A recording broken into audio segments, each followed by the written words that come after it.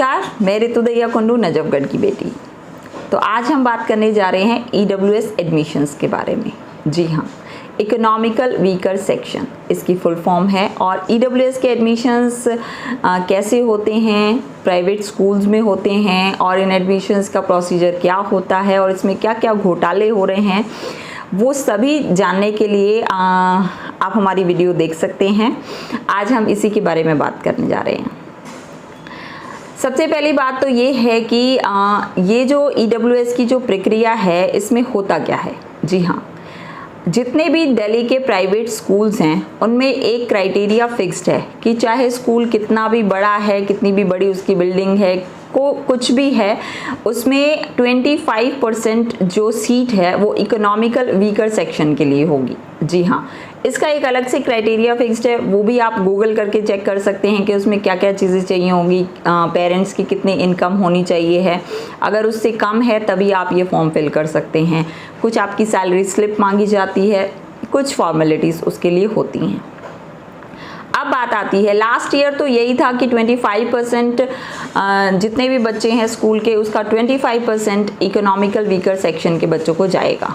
फिर इन्होंने स्टार्ट किया था कि 4 जनरल एडमिशन के बाद एक EWS का एडमिशन होगा। काफ़ी सारी चीज़ें हुई थी।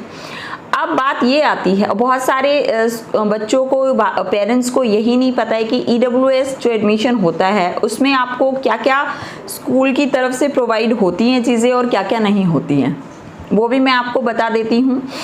EWS में यदि आपके बच्चे का एडमिशन हुआ है तो आपके बच्चे की पूरे साल की फ़ीस माफ़ होती है, आपके बच्चे की बुक्स फ्री होती हैं, आपके बच्चे की ड्रेस फ्री होती है, वो भी हर साल फ्री होती है। जब तक आपका बच्चा पढ़ रहा है, हर साल आपको ड्रेस भी मिलेगी, बुक्स भी मिलेंगी, और ट्यूशन फीस जो भी रैंडम उसके चार्जेस हैं वो सब फ्री होंगे। बिल्कुल आपको कुछ भी पे नहीं करना है।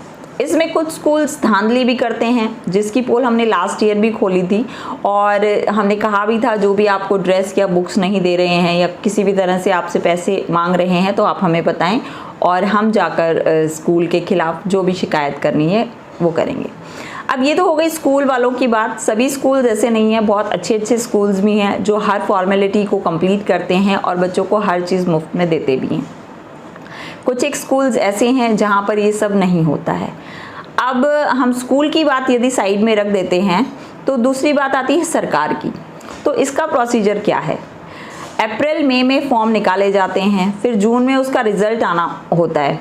एक लिस्ट जब आ जाती है उसके बाद क्या होता है, उसके बाद ये लोग एडमिशन्स करते हैं। एडमिशन इसकी 3 लिस्ट निकलती हैं साल में।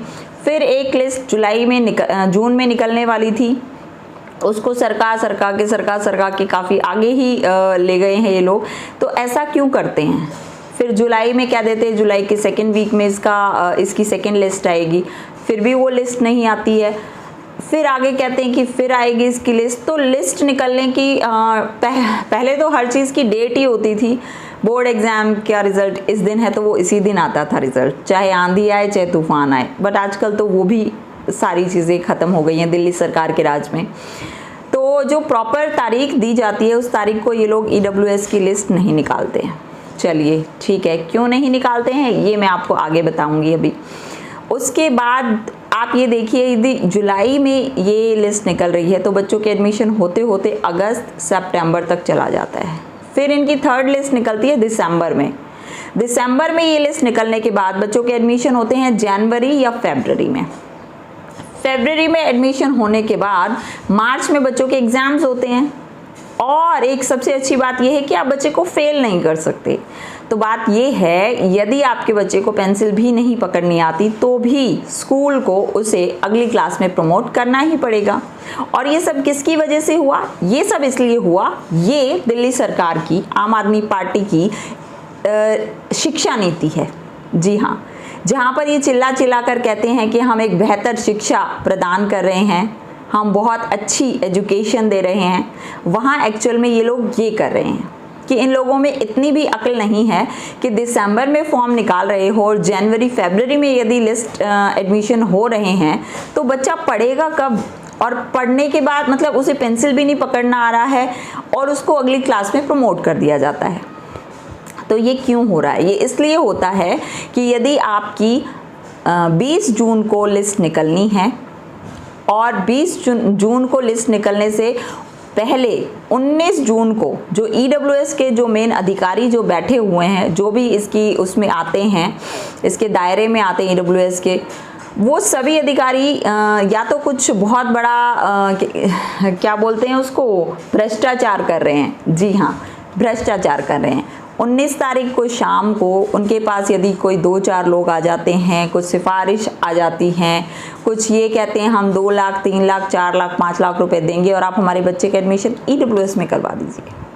आप ऐसा मत सोचिए केवल कि आप एक नॉर्मल से स्कूल के लिए कोई 5 लाख रुपए क्यों देगा, क्योंकि प्राइवेट स्कूल्स ऐसे भी हैं जिनका साल का खर्चा ही कई लाख रुपए होता है। तो आप काफ़ी समझदार हैं और जो मैं कह रही हूँ वो आपको काफ़ी अच्छी तरह समझ भी आ रहा होगा। जी हाँ, फिर जो लिस्ट 20 तारीख को निकलनी थी, 20 जून को निकलनी थी, उसकी डेट अचानक से जुलाई में कर दी जाती है।